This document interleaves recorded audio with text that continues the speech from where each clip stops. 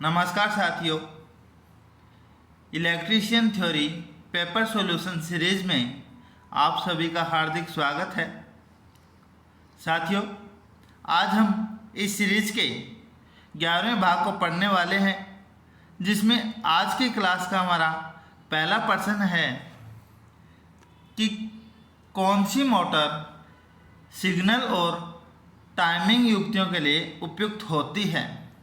तो साथियों, मैं आपको इस प्रश्न को हल करने से पहले इस प्रश्न का उत्तर बता देता हूं कि सिग्नल और टाइमिंग युक्तियां हैं, उनमें उपयोग होने वाली मोटर है रिलैक्टेंस। कौन सी? रिलैक्टेंस मोटर, या जिसे निम्मी भाषा के अंदर कहा जाता है प्रतिष्ठम मोटर। अब इसके बारे में कुछ महत्वपूर्ण बिंदु जानेंगे। रिलैक्टेंस या प्रतिष्ठम मोटर एक सिंगल फेज एसी पर चलने वाली मोटर है, अर्थात प्रत्यावर्ती धारा पर चलने वाली सिंगल फेज मोटर है। उसके बाद में मैं आपको और बता देता हूँ कि इसके अंदर दो भाग होते हैं, पहला स्टेटर और दूसरा रोटर। रोटर भाग किस तरीके का होता है? इसमें केज या सीक्वल केज इंडक्शन मोटर के समान होता है, जिस पे किसी भी प्रकार की वाइंडिंग नहीं होती। ये भी आप ध्यान रखना। अब मैं आपको बता देता हूँ इस मोटर की दोनों वाइंडिंग, दोनों कौन कौन सी? पहली रनिंग और दूसरी कौन सी? सहायक। रनिंग कुंडली तथा सहायक कुंडली दोनों ही इसके क्या है, स्टेटर पे उपयुक्त होती है। अब तीसरी बात मैं आपको इसकी महत्वपूर्ण बिंदु बात ये बता देता हूँ, इस मोटर की चाल क्या रहती है? स्थिर चाल रहती है। इसलिए इसका उपयोग कहाँ कहाँ किया जाता है? पहला सिग्नल में, दूसरा अभिलेखन में, तीसरा फोनोग्राफ में, और चौथा जो टाइमिंग युक्ति है, अर्थात टाइमिंग सेट करके जिस युक्तियों को चलाया जाता है। और चौथा और महत्वपूर्ण कौन सा है कि जो एनालॉग, अर्थात एनालॉग मीटर आते हैं, एनालॉग विद्युत मीटरों में इसी मोटर का उपयोग किया जाता है। प्रतिष्ठम मोटर सिंगल फेज एसी या तुल्यकालिक मोटर है, जिसके रोटर पर किसी प्रकार की वाइंडिंग नहीं होती, क्योंकि इसका rotor squirrel cage induction motor के समान है। इसके स्टेटर पर रनिंग तथा सहायक वाइंडिंग दोनों होती है। इसकी चाल स्थिर रहने के कारण इसका सिग्नल, अभिलेख, फोनोग्राफ, टाइमिंग युक्ति और एनालॉग विद्युत मीटर में इसका उपयोग किया जाता है। अब मैं आपको बता देता हूँ यह मोटर किस तरीके से कार्य करती है कि जब यह घूर्णन प्रारंभ करती है, मतलब घूमना प्रारंभ करती है, तो इसका रोटर है ना, एक इस प्रकार से गति प्रचालित करने लगता है, जिसके कारण इसकी गति रोटर प्रतिरोध के ऊपर, जो इसका रोटर का जो प्रतिरोध है, जिस पे कोई प्रकार की वाइंडिंग नहीं होती, उस प्रतिरोध के कारण इसकी जो गति है, अर्थात जो चुंबकीय गति के बराबर, अर्थात तुल्य गति के आसपास पहुंच जाती है। और इस तरीके से यह गति हमेशा क्या है, ध्यान रखती है। अब मैं आपको बता देता हूँ कि इस मोटर के अंदर जो स्लिप का मान है, अंशीय स्लिप का मान, इस अंशीय स्लिप का मान क्या रहता है? बहुत ही कम रहता है। तो इस प्रकार ये इस प्रश्न का उत्तर क्या हो जाएगा? 41 नंबर प्रश्न का ए। रिलैक्टेंस या प्रतिष्ठम मोटर का उपयोग सिग्नल और टाइमिंग युक्तियों के लिए उपयुक्त होता है। यह सिंगल फेज एसी मोटर होती है। चलिए बढ़ते हैं हमारे अगले प्रश्न की तरफ। अगला हमारा प्रश्न है,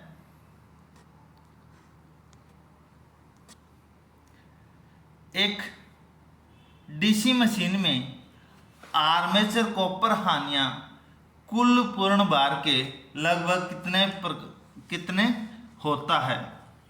अर्थात एक डीसी मोटर या डीसी मशीनें होती है, वो आर्मेचर कॉपर हानियां कुल भार हानियों के कितने प्रतिशत के बराबर होती है?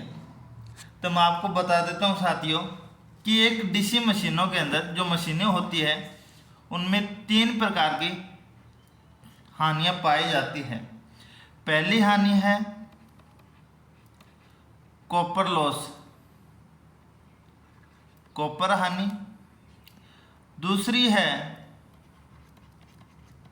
लोहा हानि। तीसरी हानि है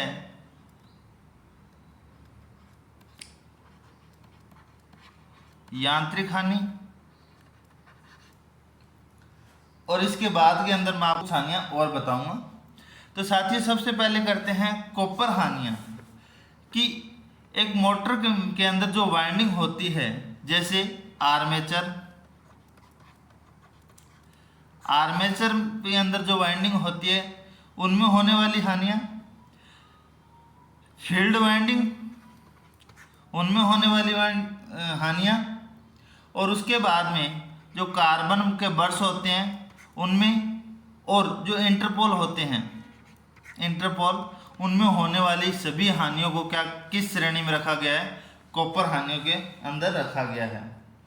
अब मैं आपको बता देता हूं, जो आर्मेचर क्षति होती है उसका फॉर्मूला क्या है। आर्मेचर क्षति को निकालते हैं, आर्मेचर में प्रवाहित होने वाली धारा तथा उसके प्रतिरोध के निर्भर कार्य करती है। उसके बाद में शंट फील्ड में शंट जो वाइंडिंग होती है उसमें प्रवाहित होने वाली धारा और उसके प्रतिरोध पर निर्भर करती है। उसके बाद में सीरीज फील्ड है, उसके ऊपर प्रवाहित होने वाली आई सीरीज स्क्वायर बटे आर। और उसके बाद में इंटरपोल जो क्षति होती है, जैसे ये मतलब इसका फॉर्मूला है वो आई स्क्वायर आर पे डिपेंड करता है। अब मैं आपको बता देता हूँ आई स्क्वायर आर का यहाँ पे क्यों नाम पड़ा, क्योंकि जब इसके अंदर विद्युत धारा प्रवाहित की जाती है तो उसमें जो चालक उपस्थित होते हैं घूर्णन के दौरान, वो चालक क्या होते हैं? गर्म होते हैं। गर्म होने के कारण ये इनकी शक्ति अर्थात P बराबर VI पे डिपेंड करता है। यहाँ पे अपने पास वोल्टेज है, डिपेंड नहीं करेंगे, तो इसकी शक्ति क्या है? आई स्क्वायर आर पे निर्भर करेगी, जिसके कारण ये गर्म होकर यहाँ पे लॉस होगी। अब मैं आपको ये बता देता हूँ कि जो कॉपर हानियों के अंदर जो आर्मेचर कॉपर हानियाँ हैं, जो कुल बार हानियों के लगभग 30 से 40% के बराबर होती है। मैं आपको दोबारा बता देता हूँ, डीसी मशीनों के अंदर जो कॉपर हानियों का एक प्रकार है आर्मेचर कॉपर हानियाँ, वो कुल भार हानियों के लगभग 30 से 40% के बराबर रहती है। तो इसका सही आंसर हो जाएगा ऑप्शन ए। अब मैं आपको बता देता हूँ जो फील्ड वाइंडिंग है, फील्ड कॉपर लॉस, वह कुल भार हानियों के लगभग 25% के बराबर रहता है। तो आप यहाँ भी इसे भी याद रखना। लोहा हानियाँ क्या है? लोहा हानियाँ का मैं बता देता हूँ कि इस श्रेणी के अंदर वे पूरी हानियाँ आएगी जो कि आर्मेचर के कोर, फील्ड के जो वाइंडिंग कोर होती है उनमें उत्पन्न होने उसमें जो शक्ति है या उनके घूर्णन के दौरान जो क्षतियाँ होती है वो लोहा हानियों के बराबर होती है, जिसमें जो दो प्रकार की होती है, एक तो हिस्टेरेसिस लॉस और जो एडी करंट लॉस। उसके बाद में जो यांत्रिक क्षतियाँ अर्थात मोटर या मशीनों के घूर्णन के दौरान जो मोटर के अंदर क्षति होती है वो सभी यांत्रिक हानियों के बीच में आएगी। तो इस प्रश्न का सही उत्तर होगा कि सभी डीसी मशीनों में आर्मेचर कॉपर हानियाँ कुल भार की 30 से 40% होती है और फील्ड कॉपर हानि जो कि 25% होती है। चलिए बढ़ते हैं हमारे अगले प्रश्न की तरफ। अगला हमारा प्रश्न है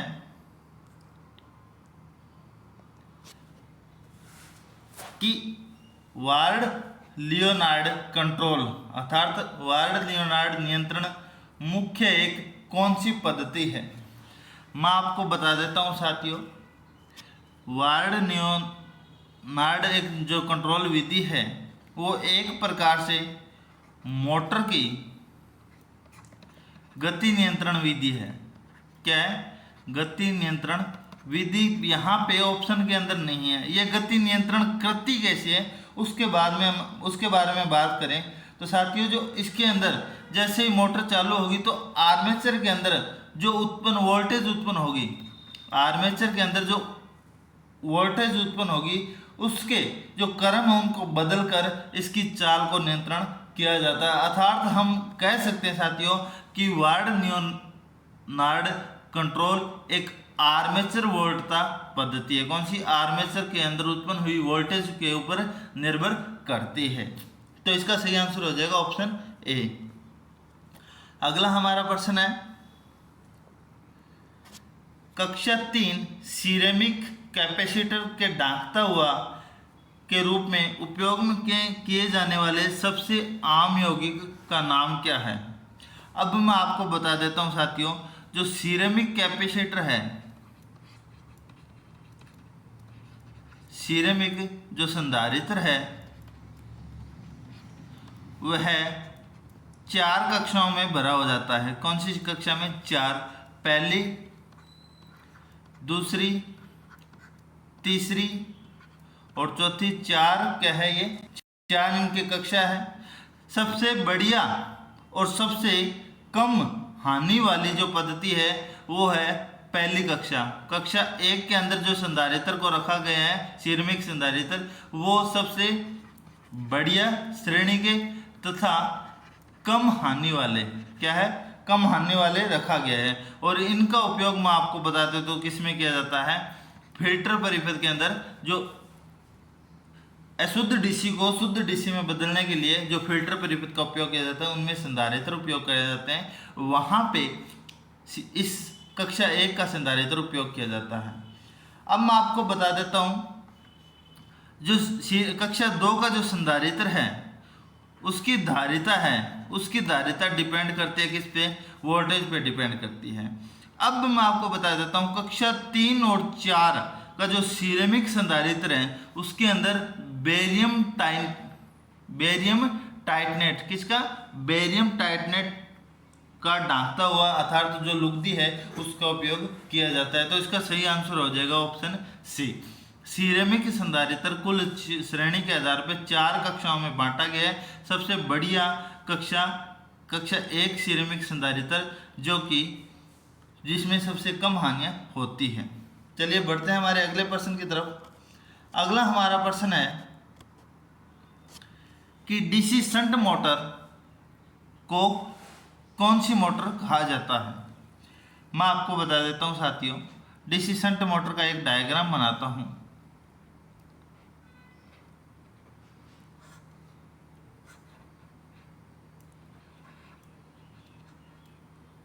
ये हो गया आर्मेचर, और आर्मेचर के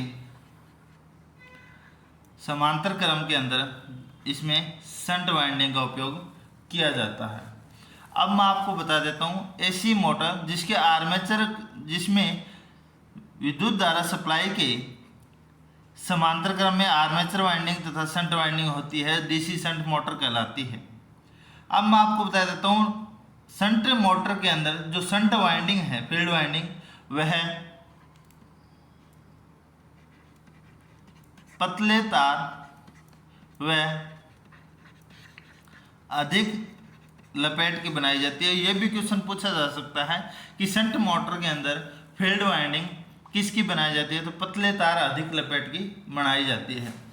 अब मैं आपको बता देता हूं साथियों, 2 फॉर्मूले लिखता हूं आपके सामने, N समानुपाती E और टॉर्क समानुपाती आर्मेचर धारा। अब मैं आपको ये बता देता हूँ, इन दोनों को फॉर्मूलों को सॉल्व करेंगे तो E बराबर K नियतांक, फाई फ्लक्स और ये क्या है? चाल होगी।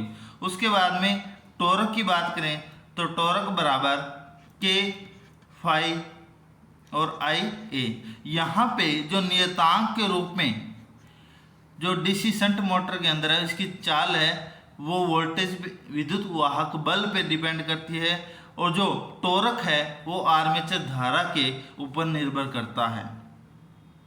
अब मैं दूसरी बात आपको ये बता देता हूँ कि जो नियतांक फ्लक्स, यहाँ पे जो फ्लक्स है इस मोटर के अंदर वो क्या रहता है? नियत रहता है। तो डीसी शंट मोटर को नियतांक फ्लक्स मोटर कहते हैं। तो इसका सही आंसर हो जाएगा ऑप्शन ए। अगला हमारा प्रश्न है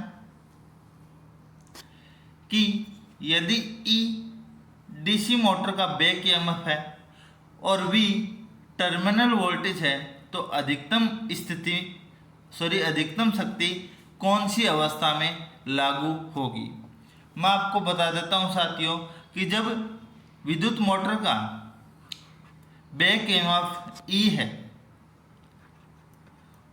और टर्मिनल वोल्टेज V है, तो अधिकतम शक्ति कब लागू होगी, जब उत्पन्न हुआ विद्युत वाहक बल टर्मिनल वोल्टेज के आधे के बराबर हो।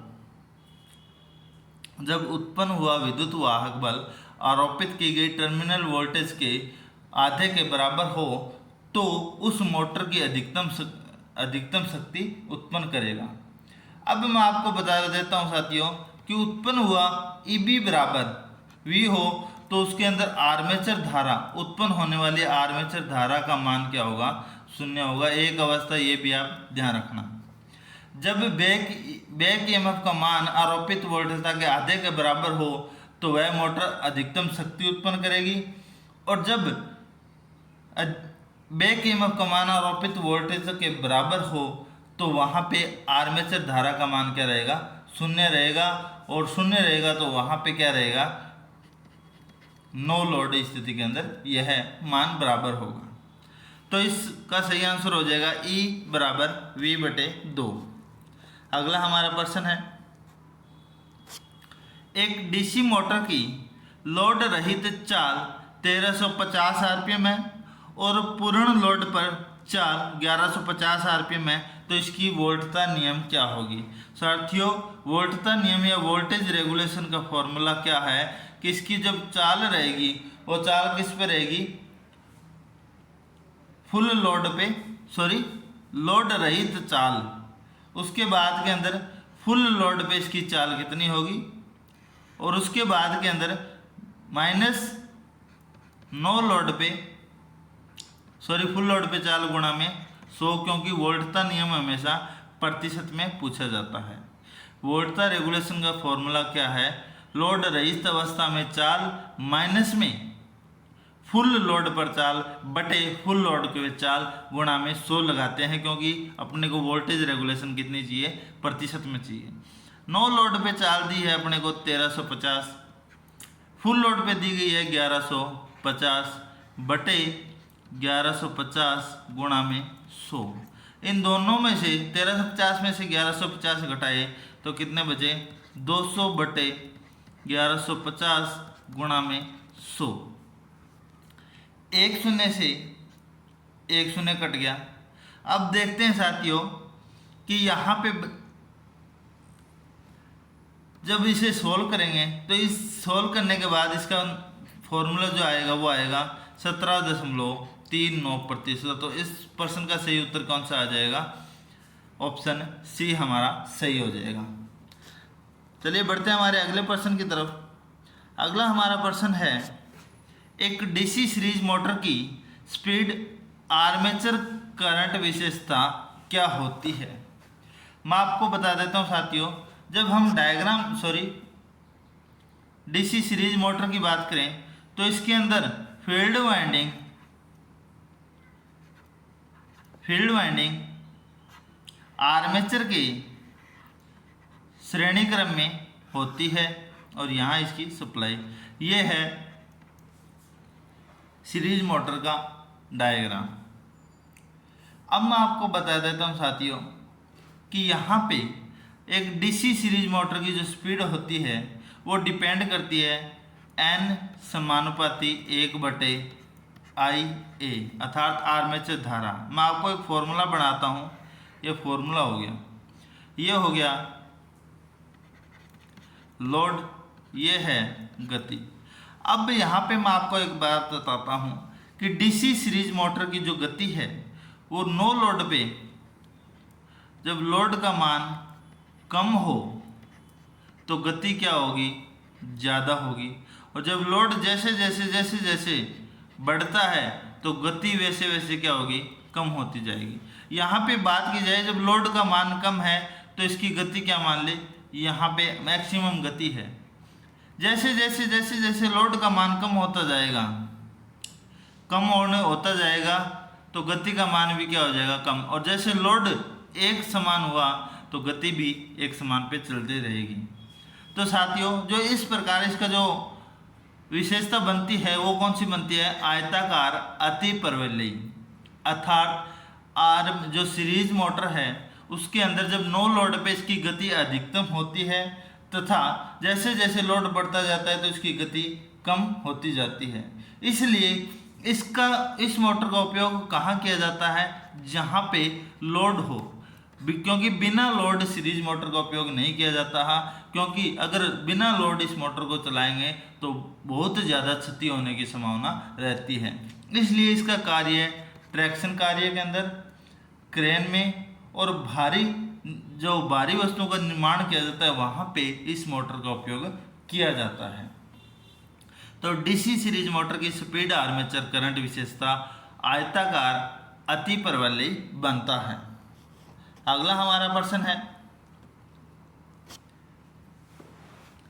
कौन सी डीसी मोटर सेंट्रीफ्यूगल पंपों में अनुप्रयोग होती है। तो मैं आपको बता देता हूँ साथियों, सेंट्रीफ्यूगल पंपों के अंदर जो मोटर उपयोग होती है वह होती है शंट मोटर, क्योंकि कम लोड वाली मशीनों को जो होती है, ये जो मोटर है कम लोड वाली जो मशीनें होती हैं उनको स्थिर गति प्रदान करने के लिए वहाँ पे शंट मोटर का उपयोग किया जाता है। सेंट्रीफ्यूगल पंपों के अंदर शंट मोटर का उपयोग किया जाता है। अगला हमारा प्रश्न है, एक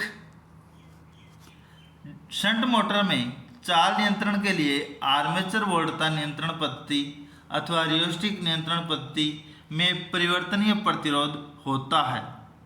तो साथियों इस प्रश्न का उत्तर मुझे कमेंट के अंदर बताएं। आपके जितने भी कमेंट आएंगे मैं इस प्रश्न को पूर्ण तरीके से हल कराऊंगा मेरी अगली वीडियो के अंदर। अगर आपको मेरी वीडियो आपको पसंद आए तो मेरी वीडियो को लाइक और शेयर करें, और अभी तक मेरा यूट्यूब चैनल सब्सक्राइब नहीं किया है तो मेरे यूट्यूब चैनल IT एक्सपर्ट को सब्सक्राइब कर लें। ये सभी के सभी प्रश्न ट्रेड इलेक्ट्रीशियन थ्योरी है, और जो ALP का जो एग्ज़ाम होने वाला है उसके अंदर सभी क्वेश्चन पूछे जाने की संभावना बनती है। तो साथियों ज़्यादा से ज़्यादा मेरे साथ जुड़े और इसी तरीके से मेरी वीडियो को देखें, और मेरी वीडियो के अंदर जो भी क्वेश्चन आते हैं उन्हें सॉल्व करें, मुझसे भी क्वेश्चन पूछें। आप सभी का धन्यवाद।